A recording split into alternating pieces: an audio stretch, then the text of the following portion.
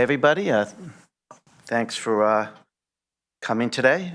This is the, well, actually, it's the April regular BET meeting, May 2nd, 2022 at 4 p.m. We have everyone in attendance tonight except David Weisbrot, who is traveling today. So can we start with the Pledge of Allegiance? I pledge allegiance to the flag of the United States of America and to the republic for which it stands, one nation, under God, indivisible, with liberty and justice for all.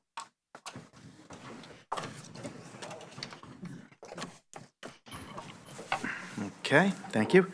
We're going to start with item 2, request for budget adjustments. And I'll ask Leslie Tarkington, Budget Chair, to discuss the item. It's a routine application. It's routine.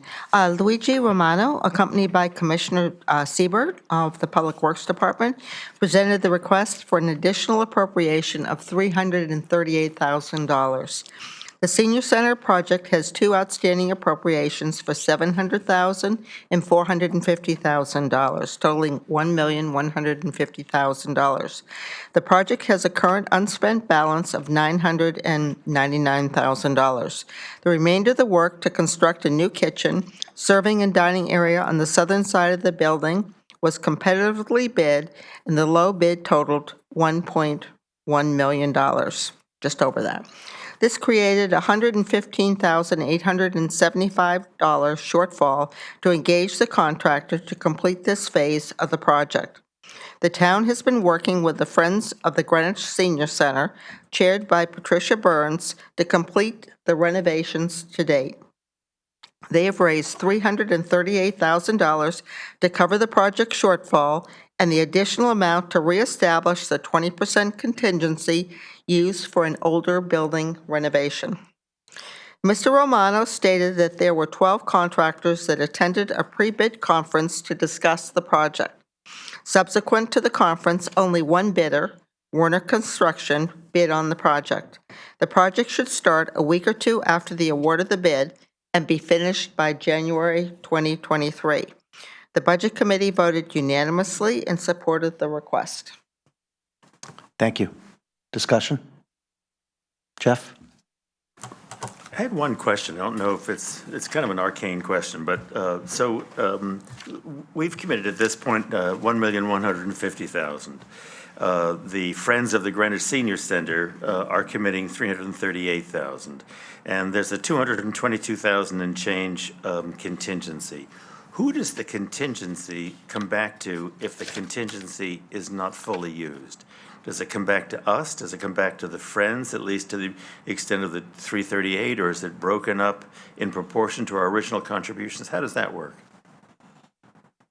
Does anybody know? Good question, huh? Good question. Sorry. I mean, Peter? the way Hold on. things go, it's probably not Jeff? going to Jeff? happen. Be all spent, but Jeff? Peter? Just an opinion, I'd say prorate it when you Prorate return it. it back. okay. Okay. All right, that's the only question I had. Thank you. Good question. Any objections? No. Okay. That's approved, 12-0. Oh, 11-0. Thank you. Yes, I move that. Is there a question? Okay. Second. Okay. Next item is item 3. Assessors Report. Lauren Elliott. Okay, good afternoon, Mr. Chairman and fellow members of the BET. I'd like to present. Hang on, there we go. Sorry about that. Let's start over. Good afternoon. I'd like to present the April 2022 Assessors Report. First of all, the grand list of 2021 has been completed. The Board of Assessment Appeals completed their duties on March 31st. There were a total of 658 tax appeals taken. Of those, 62 were not heard. They were exempted. The BAA elected not to hear them for commercial properties valued over $1 million. On 430 appeals, there was a change done by the BAA, and on 166 appeals, there was no change done. The assessor's office then sent out all notices of the BAA results as on April 4th. What that means is that anybody who is not pleased with the determination of the Board of Assessment Appeals may now go to the Connecticut Superior Court, and they will have 2 months from the date of that notice in which to file their appeal to Superior Court. As of today, we had roughly 33 tax appeals so far filed. Only one of those is a residential, the rest, the remaining ones are commercial properties. Okay. Currently, we are also accepting applications for the senior and disabled program. Those applications are due to our office by May 16th this year. It's usually May 15th, but May 15th falls on a Sunday, so therefore they are due May 16th by the end of business. Currently, we have accepted 182 of these applications.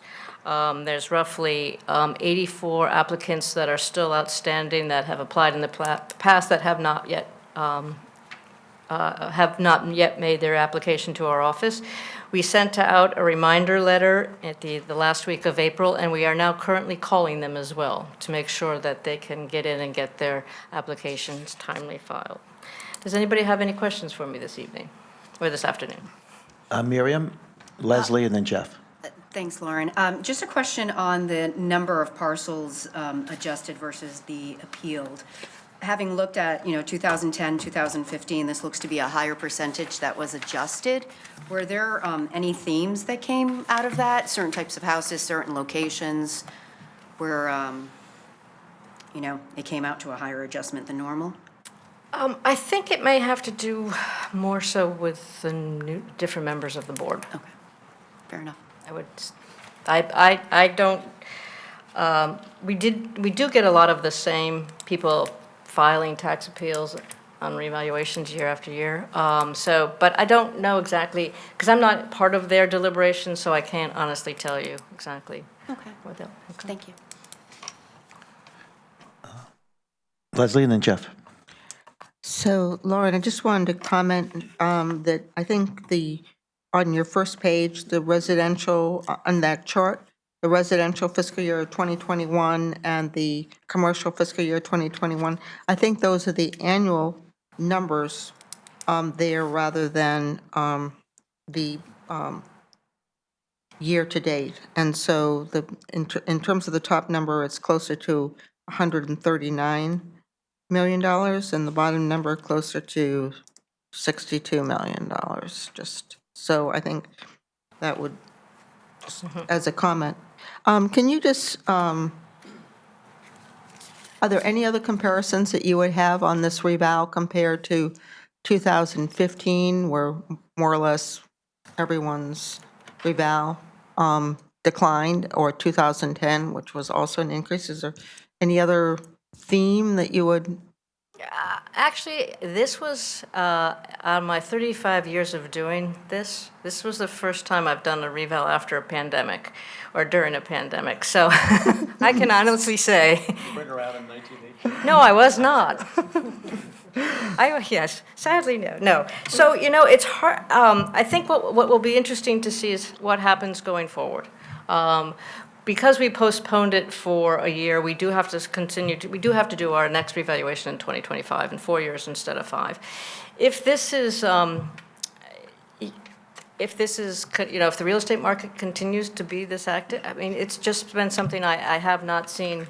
I've seen some increase in markets in the 1990s, in the late 1980s and 1990s and 2000. I have never seen anything like this before. So, I don't think I can historically look back and say this is where we're going to go and go forward.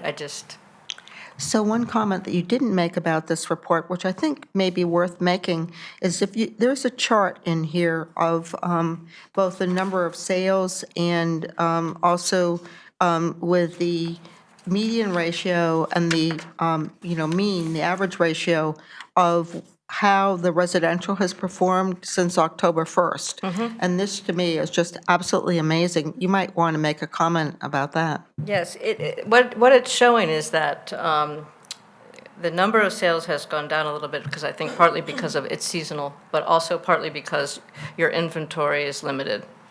There is, I think we check on a weekly basis, and your actual listings on MLS, now, some houses aren't even getting to the MLS, it's my understanding, but you're seeing less than 200.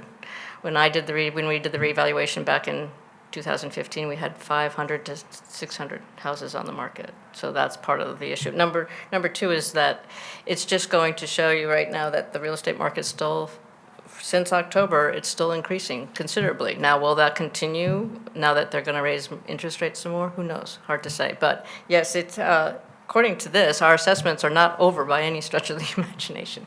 Yeah, we're under, So yeah. I think clearly, though, just to make sure it gets out to the public, what we've seen in these 6 months is that the median ratio of the sales prices of those houses that have sold to their new 100% assessed value is 25% over that. And the mean or average ratio is 25%, you know, over what that assessed, 100% assessed value is. So I think that, you know, says something about the market, too.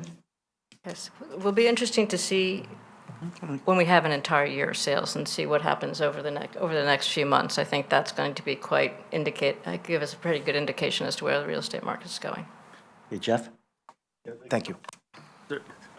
A couple of things. I mean, so going into this process, the BAA had asked us for some additional personnel, expecting a large increase in the number of appeals being filed. In 2015, there was a little over 1,000 appeals, but this year there was only 660 or thereabouts. That's worth a look for next year. The other thing is sort of an observation that we postponed the revaluation as we were going into COVID, fearful that COVID was going to produce a distorted market, also a very thin market. I think that was the reasoning at the time. What we've had, in fact, in coming out of COVID is we've had this explosion, at least on the residential side, of people, maybe I have this wrong, but I think in flight from the urban areas, particularly from New York, and has created a great push on the residential housing. So now we've done a revaluation that was based upon those numbers. If that market now profoundly sags as COVID leaves us, then this will be sort of a distortive thing that for 4 years we'll be using a model which was based upon an exploding market when the market doesn't stay that way. Or maybe conversely, maybe it will stay that way. But I'm a little concerned about that. The other thing that concerns me, I don't know if you've had this experience before, but when you kindly broke out for us the sales figures on the residential properties broken out by RTM district by RTM district. There are some districts where the increase in their valuation is in percentages up as high as 24% of increase. I think that was the singular one that was the highest. And we're still, those most profoundly affected RTM districts are in some of the districts where we have more modest neighborhoods.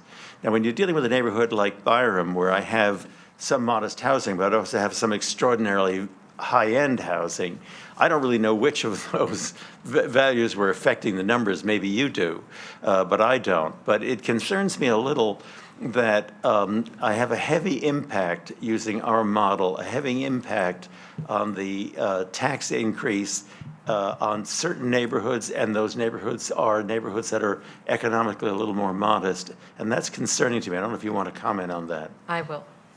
First of all, I think in that residential line, there's a lot of different housing. It's just not single-family homes. It's also your multifamily homes. It's your 2-family, 3-family, 4-family.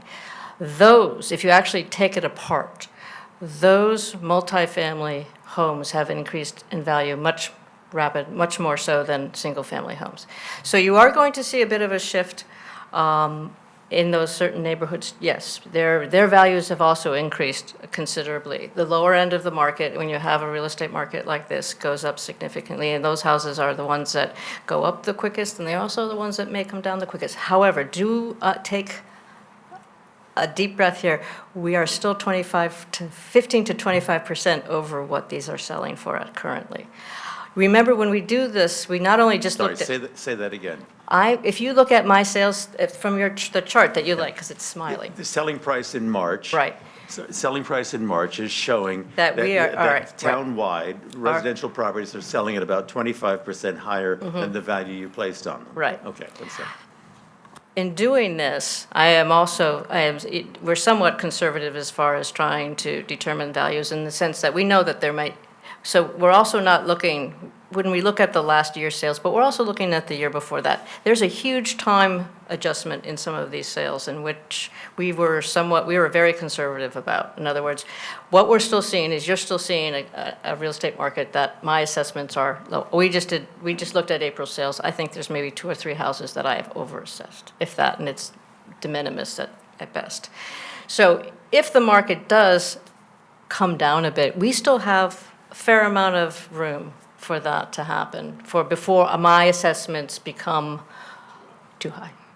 Number one. Number two is rents and housing, especially affordable housing and rental properties. Those have seen significant increases as far as trying to find a place to rent, which leads to the fact that the most increase that we have seen in this on the residential side was multifamily homes or houses that are rented out.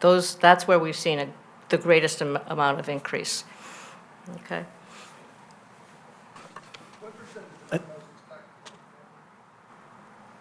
I don't know that.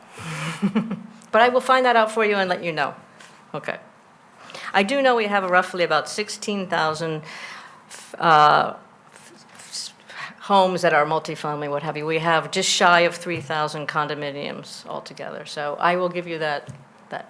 Also understand that when we say multifamily homes, it basically refers to anything 2-family through 8-family homes. Okay. Okay, thank you very much. Any other Karen? I'm sorry, I just wanted to get to the Superior Court cases. You have 23 court cases pending. Could you just give us a little flavor as to where we are in those, and are we going to get rid of them anytime soon? Or I know you want to, but... I really do.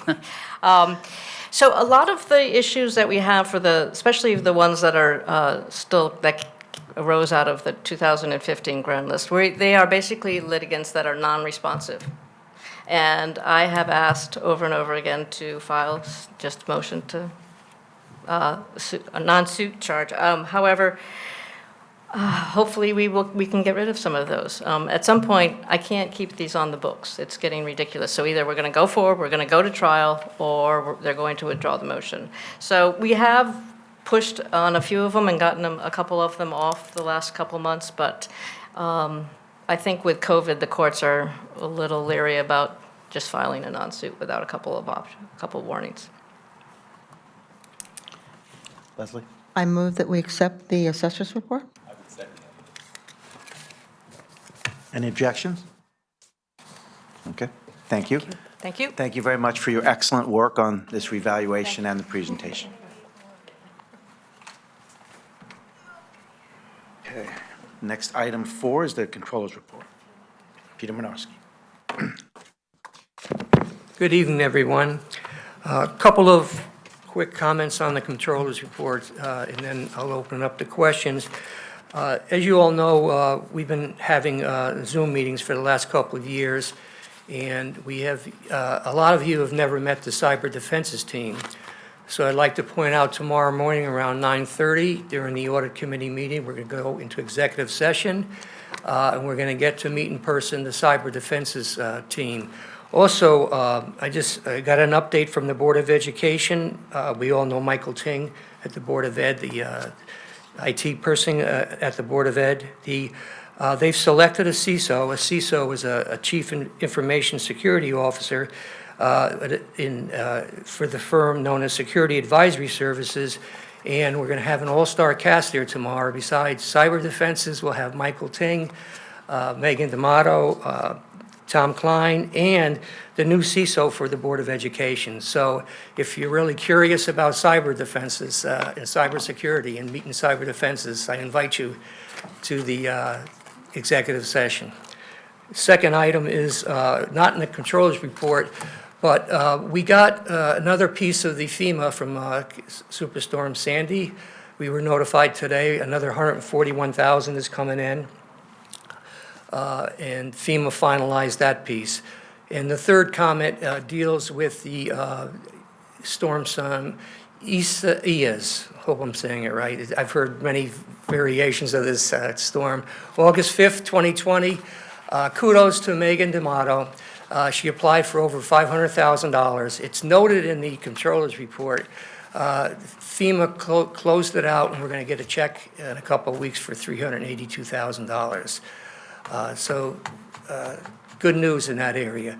And we also finalized another FEMA request going back for $397,000 from the old CARES Act with FEMA. So I'll take any questions at this point. Leslie? Yeah, I have a couple of questions, Pete. You commented that the auditors have been, you need to apply for that fourth extension, I guess, with the OPM. And so my question, with our auditors, I guess, needed it. So does that cost the town, now that we're to the extent of 4 extensions? And again, I'm particularly interested, since this is related to COVID-19 grants, and obviously we have a couple major ones coming up, but is this costing the town additional, going to extension to extension to extension? Yes, we haven't gotten the final bills, but if you look at the budget for the 130 account, you'll see a negative number in there. We normally charge back, for example, the Board of Ed piece. So there's 3 areas that we will divvy up the charge back, increase that number on the bottom there. I think it was negative 67,000. They did a lot of extra work in Nathaniel Wizerall. They did a lot of extra work in the Board of Ed because we did ESSER 1, ESSER 2. ESSER 3 hasn't kicked in for the single audit. That'll be next year. And then they actually did some additional work with Tyler Fairburn for the CDBG, the Community Development. So the answer is yes, and we don't have the final numbers, and they'll be allocated to the appropriate departments. So I think we need to keep our eye on that, just because of all the ARP, and I think we did put 100,000 in administration, but as you know, I thought that number was low. Also, there was another item in here that you had, and it related to the North Miami School water damage. And the way I read it was that we had received a copy of the safety engineer from Chubb's report, and it was received, or at least provided to the audit committee on September 1 of '21, and that the risk manager is waiting on the BOE business office to go through the information. So I would comment that we're now 8 months later. Is that correct? And we still haven't heard from the BOE business office going through this information? And this is for a reimbursement on the North Miami school damage. Is this true? So in 8 months, they haven't taken the time to go It's a through this report? It's a concern. We've had a lot of balls in the air. I've mentioned a number of closeouts, the ECEs, the FEMA CARES Act, the FEMA Superstorm Sandy. This is the one item that's frustrating. All I can say is it's frustrating. We're trying to close it out, and we're waiting for the business office to finalize that with the adjuster. I think 8 months is an awful long time to wait for someone to look at something. Have they given you any dates as when they expected? If you recall, you and I and Mr. Basham met with Megan. No, the answer is I think I might want to ask for your assistance, you and Mike, and maybe we'll invite the business office to the next Zoom call, because it is frustrating. It just drags on month after month. Okay. Thank you for your responses. That's it. Miriam? Oh, and then, okay, Leslie and then Miriam. I had 2 questions. On the GASB Statement 87, and this is related to an agenda type like that we'll have later about using our 149 funds in the finance department's budget, but Phase 2 will require some additional assistance from the outside firm as reflected in your controller's report. Is that something that we'll move ahead with prior to the end of the fiscal year? And that funding can come from 149? Okay, there's two phases. In March of 2021, going through the audit committee, the BET gave me, through an engagement letter, $16,000. It was unknown, the number of leases at that time. That was over a year ago. About a week ago, I got notified by CLA, Clifton, Larson, and Allen, that we found about 10 to 20 more leases than was anticipated. So one of the requests would be $5,000 to $10,000 to cover the overruns from the engagement letter from the first period, which leads us to Phase 2. And Phase 2 actually kicks in at July 1st of this year. Phase 1 leads up till the end of June 30th, and that's the finding the leases, identifying them, and then Phase 2 is maintaining them going forward. So it's kind of two answers. We would want the funding to start this year, and the actual work would start July 1st going into the next fiscal year as far as Phase 2. And we don't have a dollar amount, but it's minimal. I think it should only be like about $10,000 for the whole year. I know I'm jumping ahead, but if you're probably going to ask me this later when we do. We're probably going to do a first read and not a request for the BET money. I'm looking for in total maybe $25,000 out of that 150,000. From your explanation, is the Phase 2 then an annual cost going forward that we'll Yes. have? Yes. So we have to build that into budget. Granted, it sounds like it's a minimal expense, but we'll have to keep that in mind. And my second question had to do with ARP funding. Do we expect the second $15 million to come in May, or has the Treasury Department indicated any change in timing? I expect, last year, the time frame was May to June. It actually came in two tranches, the 15 million. 9 million and change came from the Treasury. 6 million and change was a pass-through from the state of Connecticut. Again, they've not committed to the May or the June period, but I haven't heard anything about a delay. Thank you. Miriam? Thanks. Pete, it's more of a request than anything else. Under the retirement board, could we just add the fiscal year number going forward? I notice now that we're doing that for OPEB, seeing that it's going to be, the main number for the ADAC. I think it's up 5.4%, but it's always nice to see it versus the discount rate of 6%. So if that's okay going forward. You questioned the chair to Miriam. You're in the where it starts out 1 year return. You want the fiscal year to The date? fiscal year, that way we know, the bogey is 6%. So what the current number is versus that 6%. So I think it's at 5.4 through March. Yes, I can do that, yes. Awesome, thank you. Thank you, Miriam. Laura? Pete, just for clarity, for the, going back to the BOE CISO, so is the person that was hired from Cyber Defenses or a different firm named Cybersecurity Defenses? I was just a little confused. This is a different firm. Okay. If you remember in the capital projects, we split the monies Yeah. between the town and the board. If some of you recall, I think you're a liaison, they changed CISOs during the last year or so, and they finally selected a new one. And the other one, CISO, was coming out of the cyber defenses piece. They were fractional, the two CISOs. The firm is different. It's called Information Security Advisory Services as opposed to the cyber defenses. Thank you. Any other discussion? Questions? Can I get a motion to accept the report? Jeff Raymer with Leslie Tarkington. Any objections? Okay, thank you. That's accepted, vote 12-0. I'm not 11-0.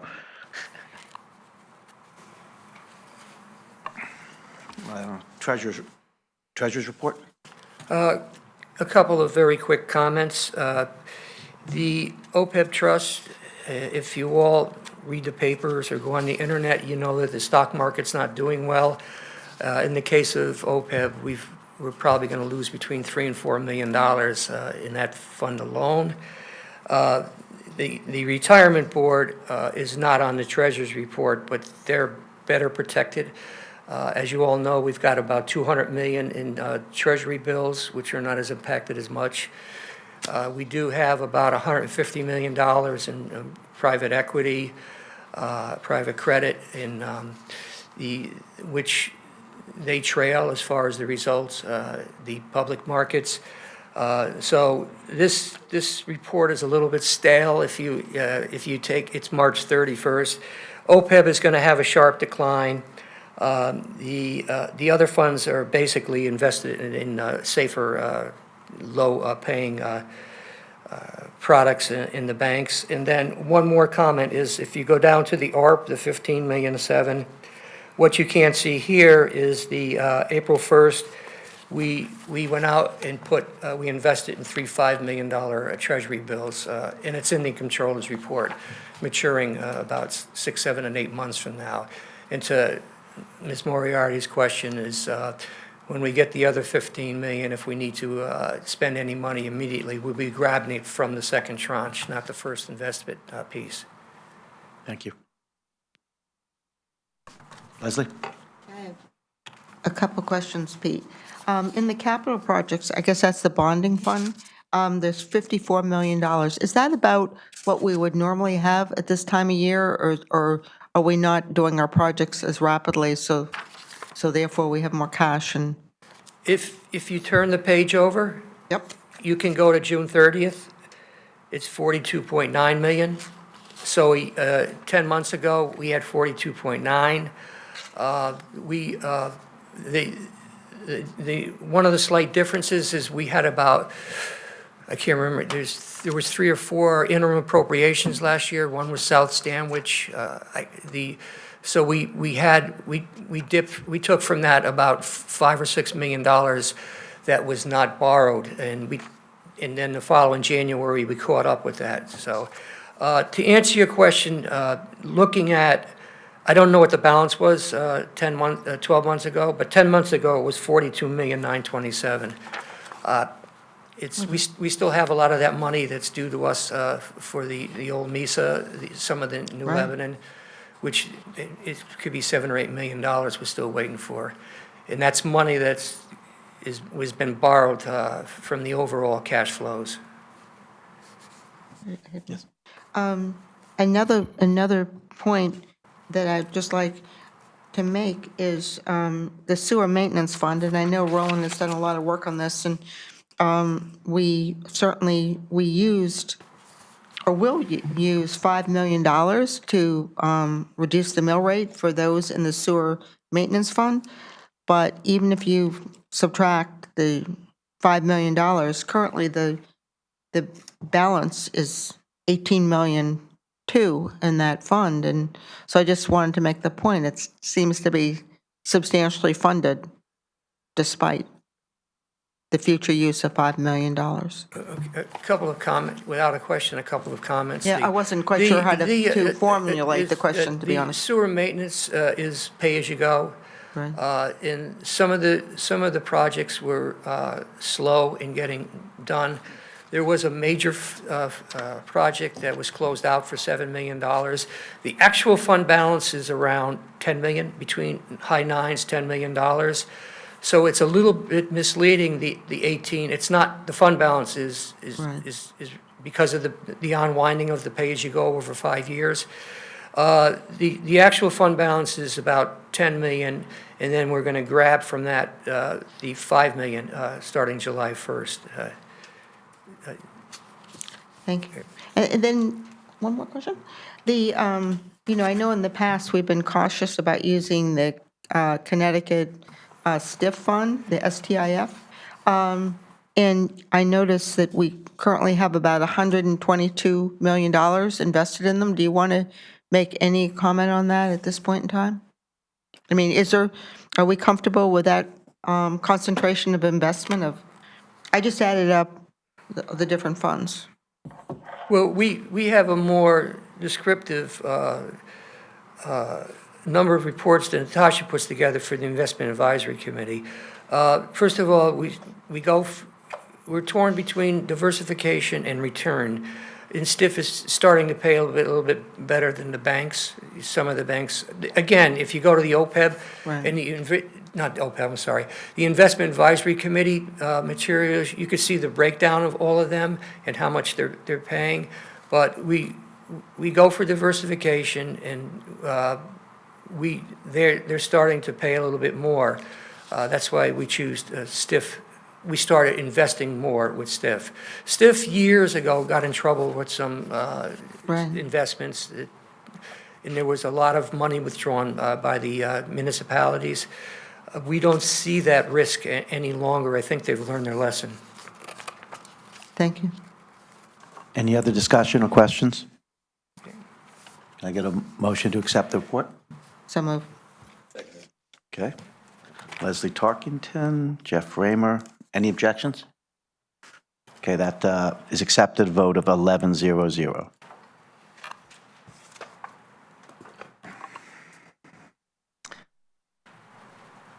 Next we have, in order, we actually, before we get to the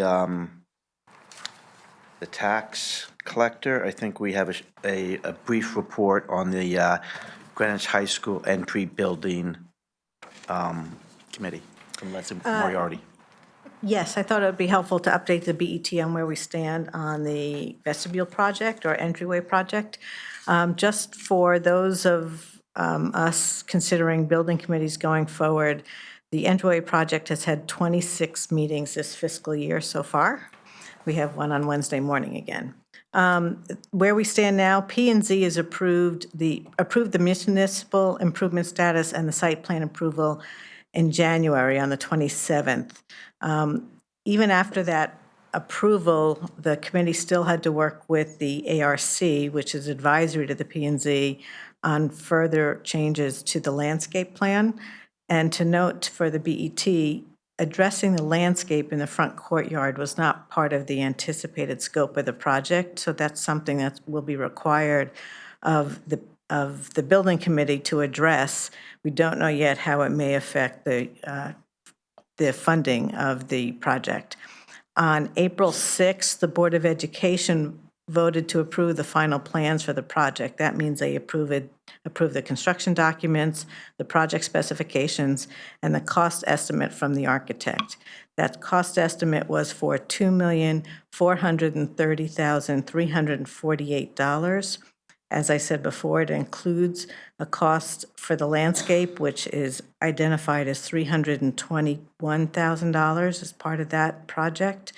To remind you, the appropriation is $2,750,000, so that leaves a contingency of $320,000 or 13% at this point. The cost estimates do not yet include hiring an owner's rep to oversee the project, which the committee hopes to be able to do. The architectural and engineering funding budget was $250,000, and to date, almost all of it is fully encumbered to get to this point in time. The other news is that the state commission approved the project for 20% state reimbursement of eligible expenses. We received that approval in writing on April 21st of this year. It needed several revisions to the RTM motion as well as the Board of Ed action on the final documents. So the next step is that the state commission has to approve the construction documents and the bid documents before we can send them out for bidding. We hope to get that meeting scheduled sometime in the next 2 weeks. The project would then go out to bid. The construction timeframe is estimated at about 8 months. Thank you. Any questions for Leslie?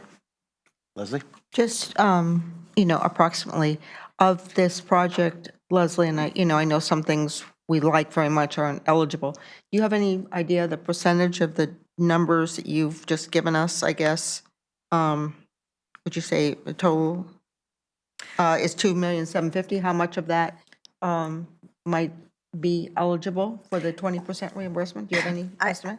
There has been an estimate provided. I think the majority of it is, don't know about the landscaping, but they will improve or see that as part of the construction documents. So that's still left to be determined.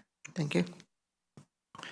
And just a question, Leslie, is this part of a general reimbursement program, or does this relate to security work, or both? How would you characterize? So the 20% is the general reimbursement rate that the town is eligible for. The approval process, though, is different than the larger construction projects. It doesn't go through the annual bonding cycle. It is part of smaller projects that the state office is allowed to approve on its own without the separate action of the legislature. But I can't answer the question whether that funding is delegated to the state because it's a security project or just because it's a smaller project. Thank you. Any other discussion, questions? Leslie, thank you very much for that report. We don't need to take a vote to accept, right? Okay, just want to make sure I don't mess up. Thank you. Excellent. Okay, so now we go to item 9, new business, tax collector, 2006 real estate delinquency report. We have our tax collector, Heather. Thank you very much. Good afternoon, everyone.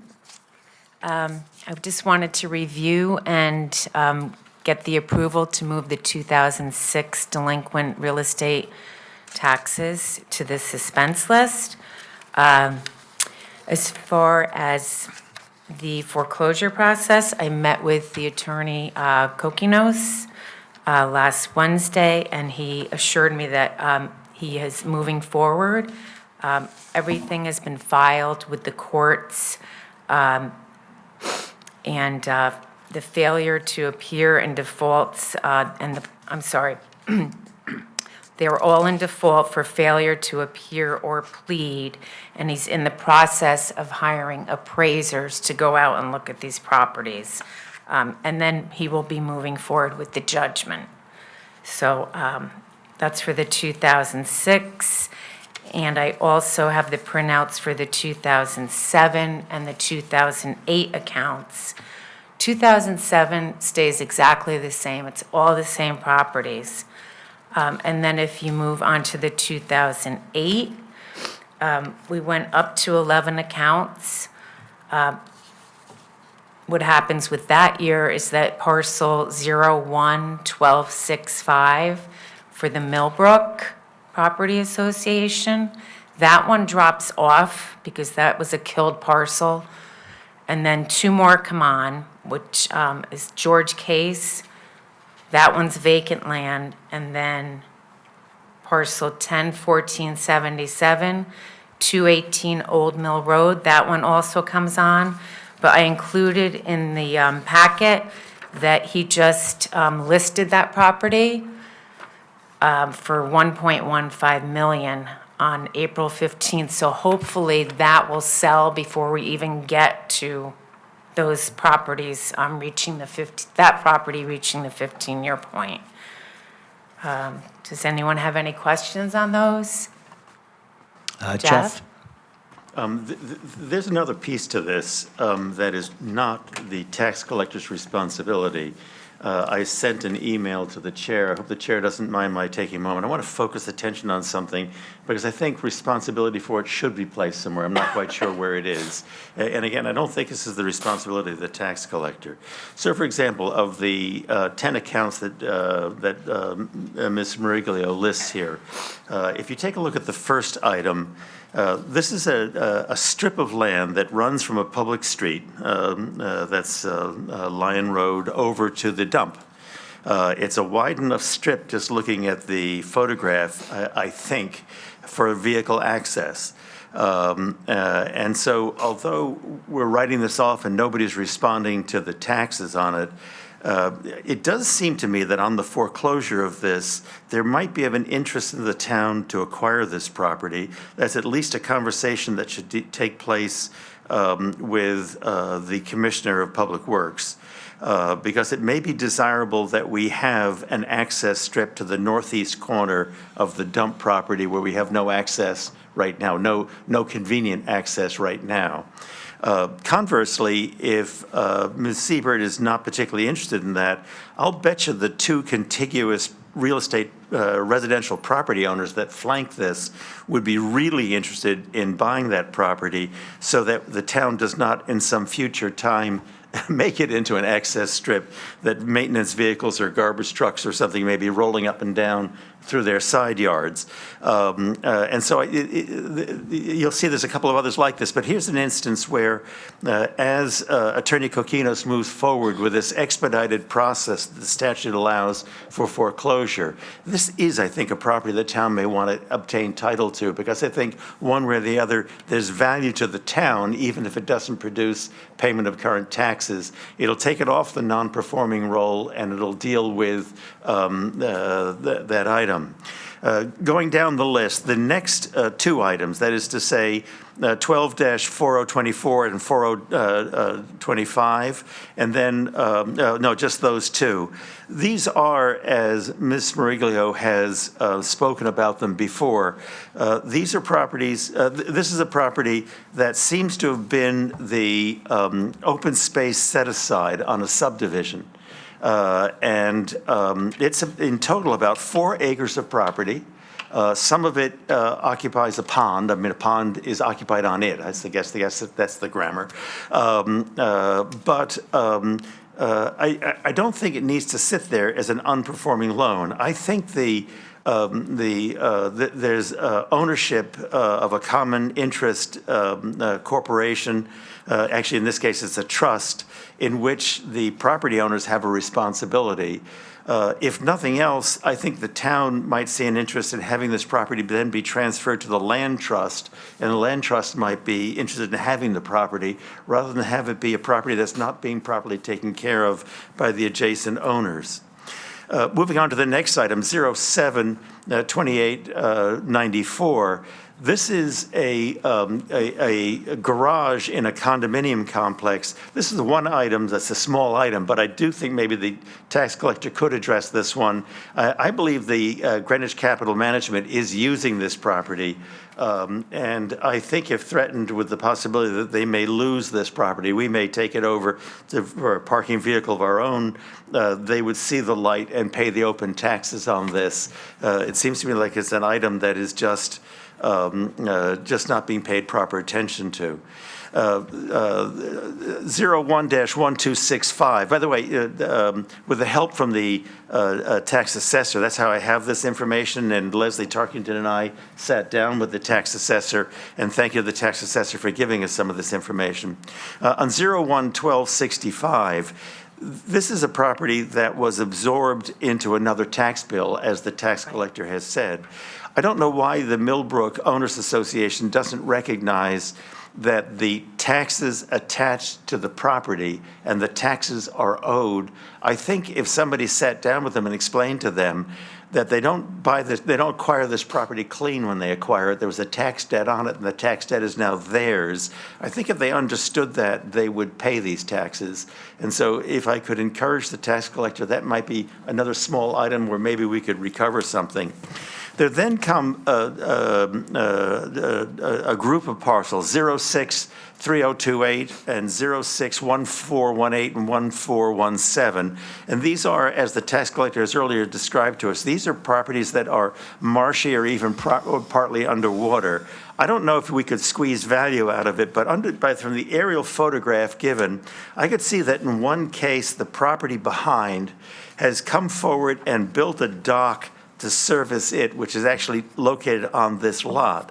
The property behind is not a riparian owner. He doesn't actually touch the water. He has no rights to the use of the water. And if he knew that, there might be a possibility that at small cost, he would acquire this property, partly to make his dock legal and partly to give him the legal right to have access to the water, a right that he does not have right now. these are properties that are down in Shorelands, that section that's off of Keophram and those streets down in Old Greenwich. There's one more property worthy of mention. Excuse me, that's this, where's the, oh, yes, 042228. This too is a property, it's not on the water. This property is right next to exit 2 coming off of I-95. It's a vacant space, but it is a buildable lot. I wouldn't say it's a prime piece of real estate or something. It's parked next to the exit ramp. But I wonder if, as Dennis Kokinos moves forward with the foreclosure process, if somebody there might not see the wisdom in redeeming the property so they don't lose title to it. The thing that's on my mind is I think there's a business opportunity for the town if there was responsibility somewhere to see where are there some economic opportunities for us to make a couple of phone calls and a sales pitch or something. I think this strip at the dump is a perfect example of it. And I don't think that should be the headache of the tax collector. I'd like to see either the BET or the First Selectman or somebody dedicate a task to this. And we've been slightly hampered, Leslie Tarkington and I, that we're no longer acting as liaisons with the tax collector. That role no longer exists. And I think in small part that may be how this oversight happens. And I wonder if there might not be value to the BET to reestablish having liaisons to the tax collector, not to find fault with the tax collector in this, but I think it's the route by which we discover these opportunities. I'm done. With respect to the first parcel that you mentioned, you know, I would caution us with respect to that property only because if we do acquire the property, we would then be responsible for any remediation that needed to occur if we were to develop it. And we all know that that area seems to be a little ripe for remediation. With respect to the other properties that you mentioned, I do agree, but I think it really rests with the tax collector having a discussion with the Office of the First Selectman to see how he would want to handle the properties, and he may want to handle them as you've mentioned, Jeff, or as or maybe some other way in conversation also with Attorney Kokinos. I don't think the BET should be in the business of deciding, you know, to make offers or to have people make offers on properties or contacting. I don't think that that's our role. Our role is finance, yes, but we're not in the business of selling real estate. So that's just my opinion. Mike and then Laura? You want to, no, Laura, you want to go first? I just have a question. Thank you for this information. I think this is the first time we've seen this since I've been on the board. And I just have a terminology question. You used the phrase killed parcel. So there was 2 tax liens for 2006, 2007, excuse me, 2 delinquent tax bills for 2006, 2007, 2008. The status of the parcel changed, so no longer being taxed. Is that correct? And how does that Correct. happen? Just Lauren wants to answer the question. Lauren? Come on up. So what happened, I believe, in this instance is that there was the 2 parcels started off as 2 and they were combined on the following grant list. So that parcel is actually part of an existing parcel right now, and that's not part of this tax problem. But it is being taxed. It is being taxed now It's a component as, of another right, parcel. exactly. But now it's those 2 parcels were combined. The problem is that this one parcel, they probably thought they combined it so they didn't owe this tax anymore, when in fact but they did as they owed from the prior year when it was combined. So I understand we can no longer collect 2006. Can we collect 2007 or? We can. We can, okay. Can, and they have called the office, and I've had discussions with them, and so far, no payment. So it's not that, you know, I've ignored it. I have reached out to these people. In fact, one of the ones that you brought up, Jeff, Gloria Rumor on Eugene Street in Byram, this woman was in contact with our office and has since passed away. She did not want to the property and was wanting to give it back to the town back when, before I was in office, and she was told that the town didn't want it, so. That's the town, that's the property, by the way, that's next to exit 2 of 95. Right, coming off the exit there, yep. Mike? So, Oh, I'm sorry. I just wanted to make it clear, I met with Mr. Kokinos and Heather a couple of months back to go over this very issue. And it was pretty obvious to all of us at that particular time that if there was any value in any of these properties, we were going to certainly make every effort to try to avail ourselves of whatever opportunities the town may have. It was not something that had gone unnoticed and unmentioned. Thank you, Mike. I have a question. In terms of the idea of, you tax collector, we have an attorney who's, doing foreclosures right now. In terms of coordinating with the first selectman to perhaps have a different strategy to either use the land for the town or to have a better sales strategy, et cetera.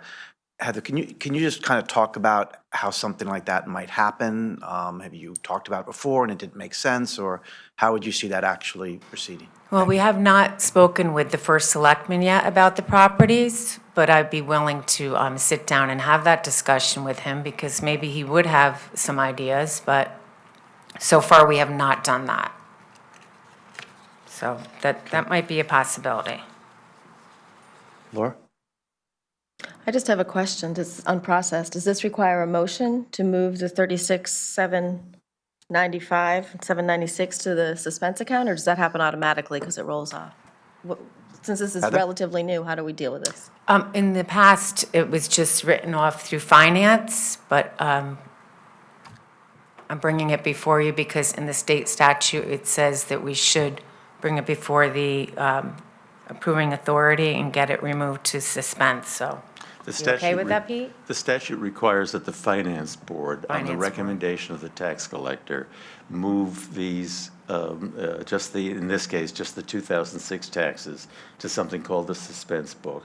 It does not prevent us from theoretically enforcing that, although it's now beyond a statute of limitations. If there were other years, more recent years, that Ms. Mariglia also thought were uncollectible for some reason, she could also be asking us to put those in the suspense book. And on those, there still would be a legal right to enforce. It would just be the advice of the tax collector that we should not be showing them as a receivable because she thinks they're unenforceable for some reason. So yes, in response to your question, we're supposed to vote to transfer these taxes, just the 2006 taxes, to something called the suspense book. And that's supposed to happen not less frequently than once a year. Peter and Heather? I'll make that motion. Just hold. Sorry. Peter, any comment on that?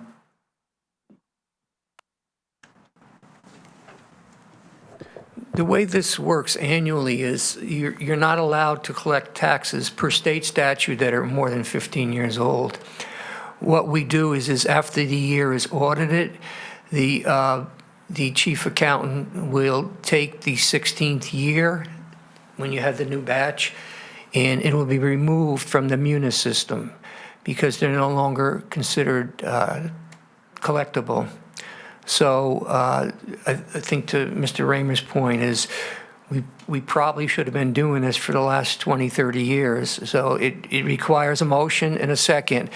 And you're formally doing something that we do because it's required by the auditors in the state statute. You're formalizing the process is what I'm saying. Thank you, Peter. Yeah. Can I get a motion? I would make that motion. Second. So we have Jeff Raymer, Leslie Tarkington. Okay, and can you, Heather, the amount The total amount is. so the public knows? 36,795.94. Okay, and that's from the 2006 Six. tax. Okay, a motion and a second. Any objections? Oh, no, I'm sorry. No objections, but afterwards I have something to say. After the motion. You sure? Yeah. Okay, sorry about that, Bill. I thought you might have been trying to second the motion, that's why. Okay, any objections? Hearing none, that passes 11-0-0. Thank you, Heather. Bill? And then Just to move forward with the research that Jeff did with Lauren's help, Lauren's research, yeah, could a sensible action plan be that information, like Heather said, she could take that up with the first selectman's office? I think we ought to encourage an examination of those and see if some solutions can be found. Maybe yes, maybe no, but it's worth doing, I would think. What do you think, board? Yeah, I'm fine with that. I don't think we really need a vote on that, but I would support that. And Heather, if you can just kind of get back to me at some point about, thoughts about when you might be able to come back and let us know how that discussion went. Okay, Is that- and I just wanted to end on a really good note about our collection rate. This is as of April 27th. Let's see. Excluding refunds, we're at 99.4%, and including refunds, we're at 99.2%. So we're doing really well, and I hope someday to be able to say 100%. Thank you so much. You could share that with Heather, right? Great. Okay, the Can I next just next say- item? Can I just say, something? Heather, I would be glad to share these materials with you. If when you look at them, if you would prefer, I'd be glad to accompany you. I'm sure Leslie feels the same for an initial conversation with the first selectman, if it would be easier for us to interpret with you. Point of order, I think that the chair has stated that, that he would allow Heather to. Tell you what, I withdraw the offer. How's that?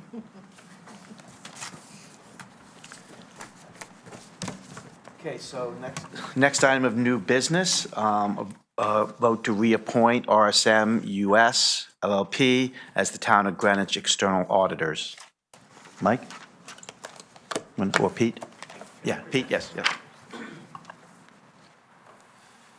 This is an event that happens every 5 years.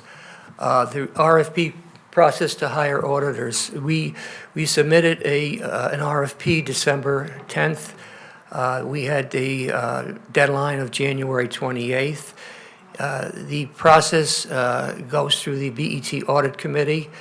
We got 2 responses, one from the incumbent and one from an outside audit firm. Coincidentally, the two, one currently does work for Nathaniel Witherall, and the other one's the incumbent. CLA, formerly Bloom Shapiro, chose not to bid.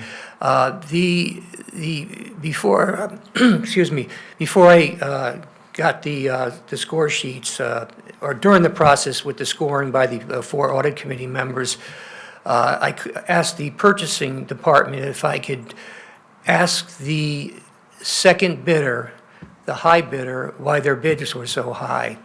And they allowed me to contact the second bidder, the high bidder, and to Ms. Tarkenton's comments previous, it was the unknown of the ARP cost, and they were very cautious. I actually spoke to the partner, and they overbid the job. And I said, are you willing to negotiate lower? And they said no. So basically, I was left with a low bidder. The 4 audit committee members scored them. The incumbent was the high bidder regardless of the cost. The cost was actually what was allowing the low bidder to have a higher score. The process became somewhat grueling because we've got the infamous indemnification clause that every one of the contracts come through. And there was nonstop negotiations for weeks and weeks going back and forth between the law department and the incumbent. And they finally decided to come to an agreement, and the incumbent, who you're voting on tonight, changed the language in the contract. And they also had a couple of exceptions with the insurance, which was cleared.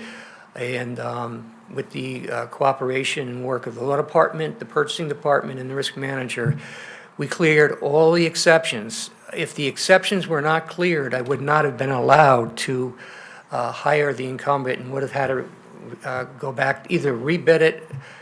I basically would have ran out of time because the new contract would have The old contract lapses June 30th. So you have before you a 5-year contract. We traditionally have a 2-year regular contract and 3 option years. The contract was finally settled about a week ago, so your duty as a finance board is to hire the outside auditors. I'll take any questions. Okay, Mike, this was discussed at Audit Committee. Anything to add? No, Peter covered it all. Thank you. Leslie? I was not able to attend the audit committee. I don't know if the other members of the BET have gotten any documentation on the bid, on the contract, or any report from the audit committee. No. Do you want dollar amounts? Well, I can. I mean, the answer is I'm being asked to vote on something that I've just gotten some verbal information on this evening. So just as a point of order for future committee requests for the full BET to vote, I think we should have some documentation in our packets, or if it's confidential, separately distributed to refer to. And if there's been something distributed I didn't see, then The contract was distributed. Because of so I the missed size, I that. didn't put it in the packet, but if I could just simply respond, the differential, the 5-year differential between the incumbent, the low bidder, and the high bidder was $223,000. So that was basically over $40,000 a year more that the high bidder cost. These details were covered at the audit committee, so basically, you're getting the recommendation from the audit committee which they voted on. I see now that it came through last week, so I withdraw my comments, sorry. There was only one that we could vote for, so I thought it was going to be obvious to everyone. Any other discussion? So is this a motion from the audit committee? Yes. I move we accept RSM as our external auditor for the next 5 years. There a second? Laura? Okay. Okay. I did, Jeff Raymer. I guess. Can I just, it's a vote to reappoint RSM US LLP as the Town of Greenwich external auditors, is that correct? Correct. That's correct. Thank you, Karen. Any objections? Okay, that passes 11-0-0. Thank you. Okay.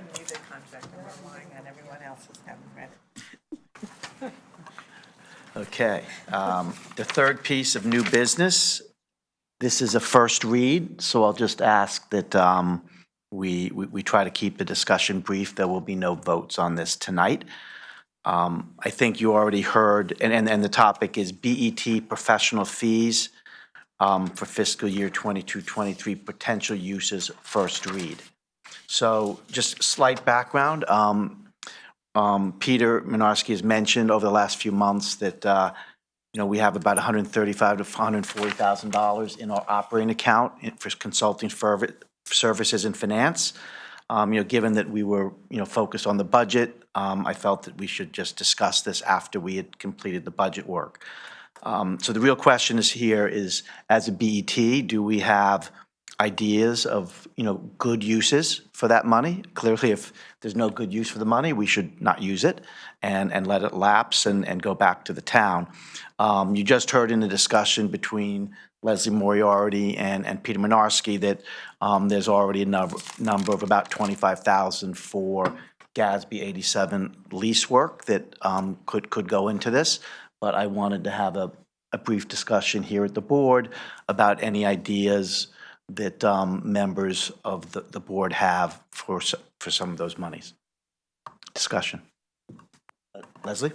So I think one of the things that we should talk about or consider is with this buildup of capital projects, is to go back and dust off the Blum and Shapiro study, whose name is now changed, to see if there are parts of that study that should be implemented townwide, and that would include the town building and construction department. I think with Al's departure and now Luigi Romano, perhaps this is a project that we could be considering sometime between fiscal year '22 and fiscal year '23, again, for selection of applicable parts, not necessarily the whole thing, and the implementation. I think the town currently tracks on Excel, and there aren't automatic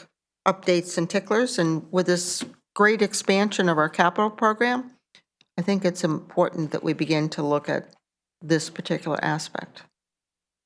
I don't know who would oversee this, whether that's an audit committee or something, but this is something that, or budget committee, I really don't know, but it's something I think we should at least be thinking about.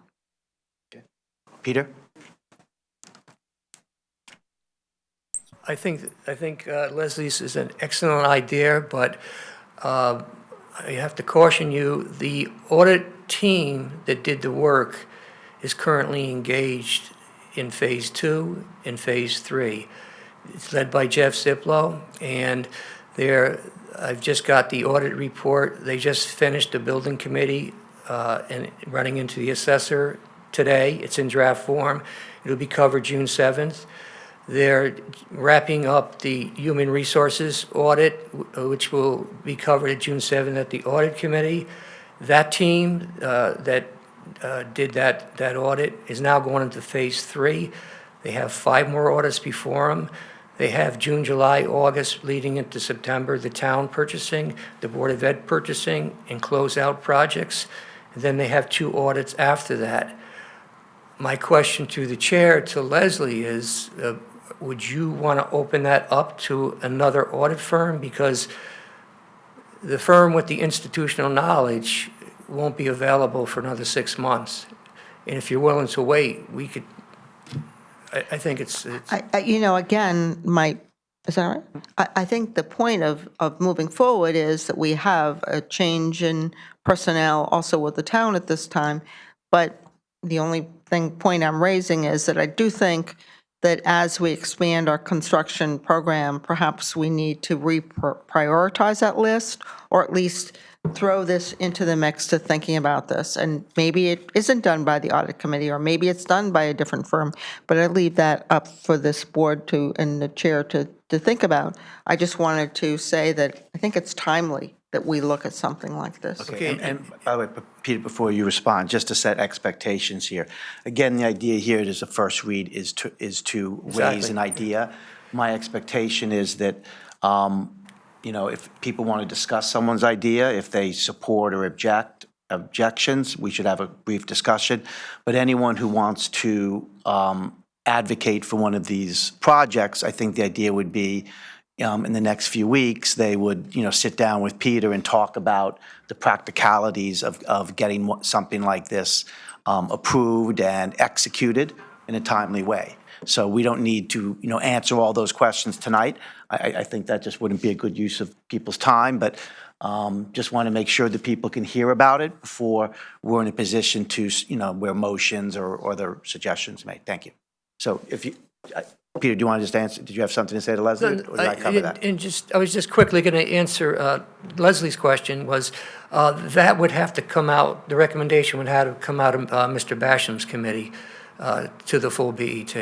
And just as far as the 140,000, you have to move rather quickly because if you don't encumber the money in the next 2 months, you lose the money. They lapse. So even though this is the first read, you do have 2 more meetings to make a decision. Thank you, Pete. Yep. Laura, and then Leslie. Yeah, I mean, just thinking about this now, I'm wondering, and this may be premature, I know the CIP committee is being reformulated. There's going to be a lot of work ahead. I'm wondering if there's any outside resources that we might need to help support the work of that committee. I'm waiting for Nisha to talk about costing, and I'm sure she will, so I won't steal her thunder.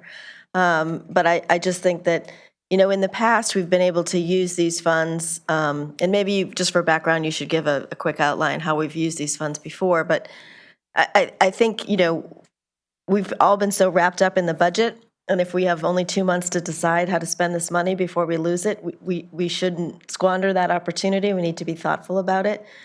So I welcome all the other ideas that other people might have. The other option, of course, is perhaps to transfer it within major object code for another purpose. We've talked at times about our wonderful finance staff who maybe are stretched thin and how we can better support them. So there may be other ways we could redeploy that money as well. Thank you. Thank you. Just to follow up on Laura's request, in the past, 2 examples, we had 2 large studies done at Nathaniel Witherall. We hired O'Connor Davies, Tom Marion, the CPA that's up there now doing cost certification. The 4-year run under Art Norton, where we had a special projects team, we hired Health Dimensions to do a Nathaniel Witherall study. We did the fire study with Matrix. There was a special projects team from a number of BET members were on there. TCM, we used the monies for the Tyler content management, the invoice processing in the finance department. There was actually a number of years ago when Dustin Anderson worked in the selectman's office, he asked for some funding. They were looking at setting up a 411, I believe it is, answering service. So they're just a few of them, of the examples we've used in the last 4 or 5 years. Just to give you a little bit of the history. Leslie? My only comment was more general in the sense that if people have ideas on how to use these funds or what additional work that might be helpful for this board or for the other departments, it would be useful to have the scope in writing, because I think it would be easier to understand really what's being proposed. Understood. That's the expectation. Okay, anybody? Nisha? Thanks for teeing it up for me, Laura. So this is something I've discussed a few times in the past, really the past few meetings, to have a professional estimator on significant capital projects where, and really I'm thinking about the 2 school projects that are coming in front of us, and really just to have an independent firm that really reports to the BET. The costing, I looked a little bit at how much something like this would cost.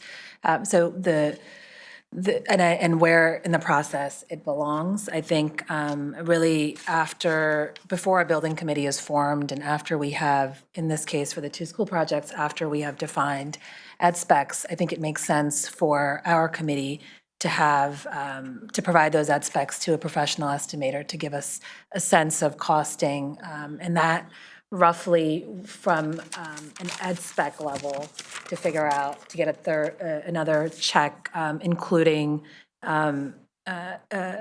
it's somewhere around, I would say, for a full, and I'm just looking at my notes, somewhere around $10,000 for like a full, for example, for Central, would probably give us an independent estimate, which would also include some benchmarking with other projects of that size and scope within our area. So I think it's a good process to have, not only for capital projects that are large, but also, for example, if you remember, we had the Eastern Greenwich Civic Center where we had a $4 million overrun, and there was the largest component of that one. I remember asking a question around that where, we didn't have an estimate for the largest component of that, an independent check on it. So we just had to take the bid from the vendor or the subcontractor. So it's just good to have a tool. I think what I'm proposing is to have a professional estimator right now for the 2 school projects, but the idea could be much larger in scope in the sense of having a firm or individuals that we can rely on to do checks, because I think for me, it's really difficult to vote on some of these projects without having a sense of what the costing is, or having someone to rely on that is in that industry. So I think it'd be great for us, and again, that person would report to the BET, not to any of the individual departments, whether it's coming out of Parks and Rec or whether it's coming out of the Board of Ed.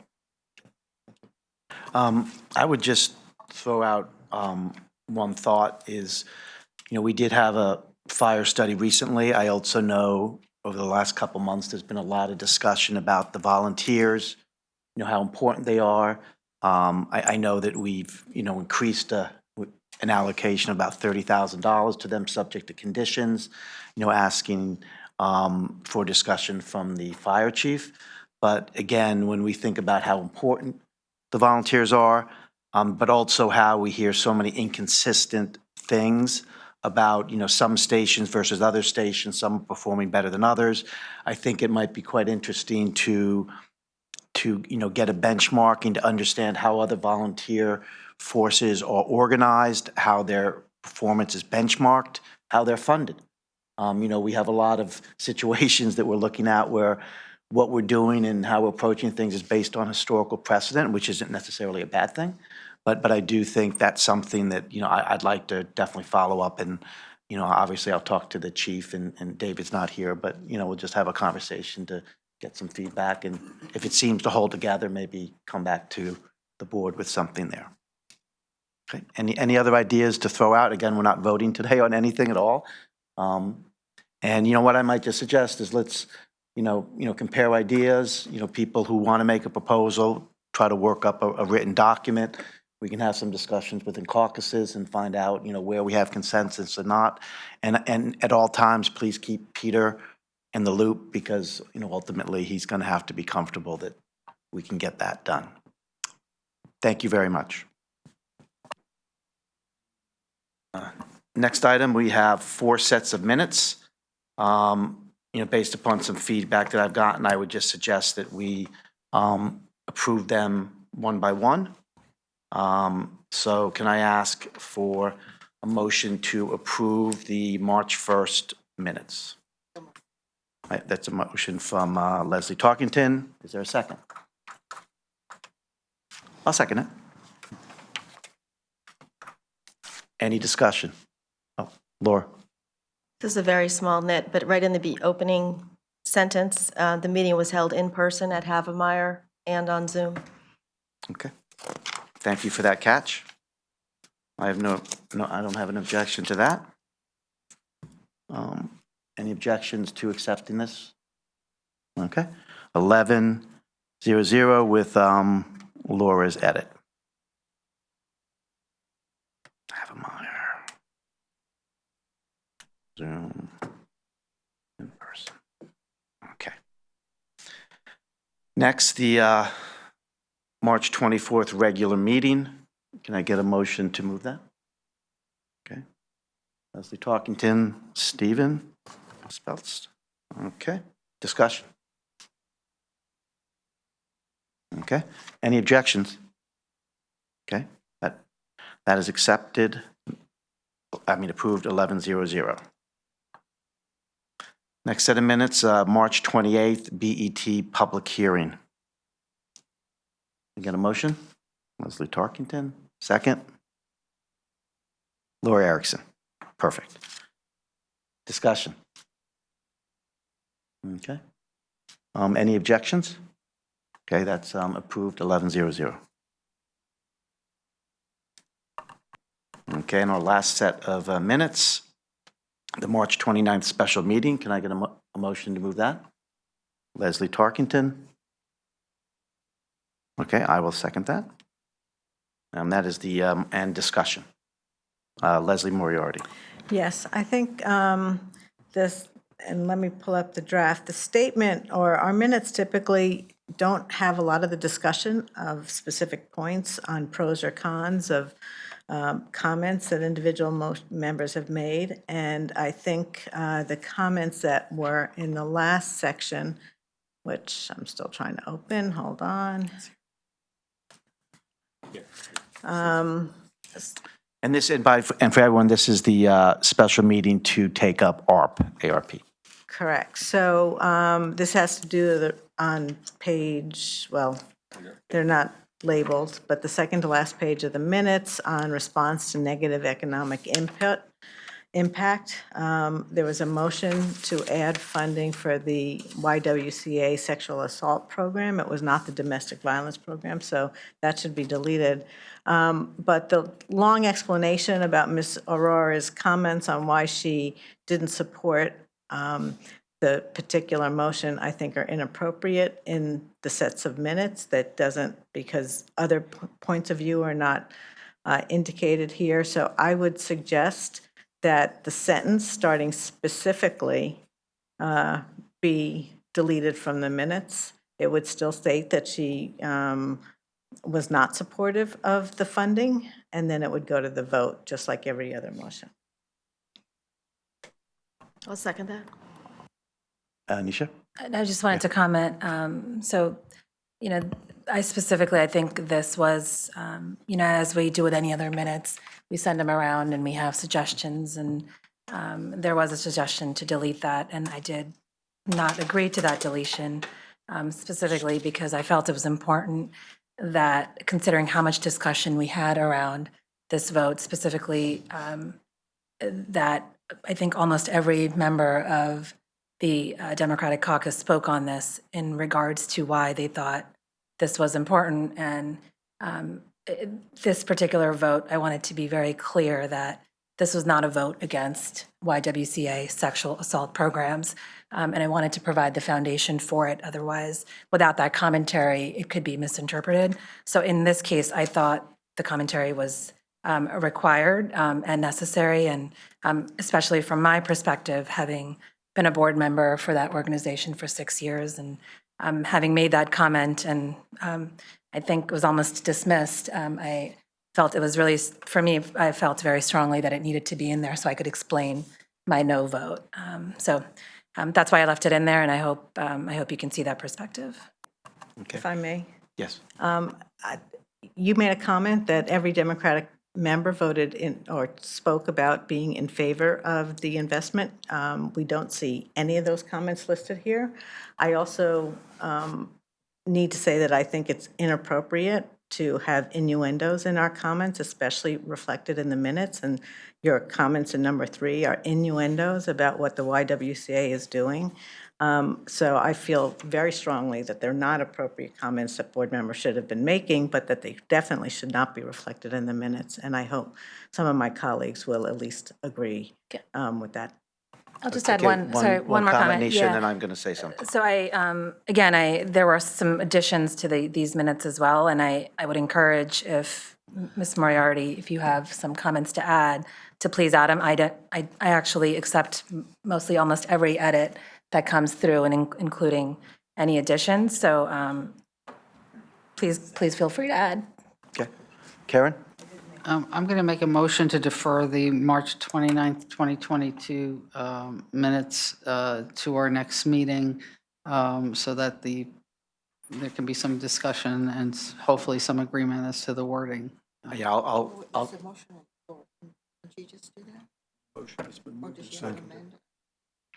well, Leslie and Laura, I mean, I would second Karen's motion. I think that I certainly understand, a lot of the, thoughts. I think there's some merit on both sides on this. And just for point of order, I would also move that we call the question, but, and before, okay, sorry. Yes. So I just feel that, my point here is that on this set of minutes, there's a lot of commentary, which that's not a bad thing. It's good to have commentary and context. But I think I would be most comfortable if, the parties could have some discussion. Yeah, we can look at it. we can defer the item. I just procedurally, I'll leave it in your hands how to do that. There's 2 open motions on the floor now. Are you going to withdraw your There's a motion? motion on the floor, and now has been a motion to continue it to the next meeting, and that's in order. If it Okay. wasn't seconded, I'll second it. Okay. Sure. Laura?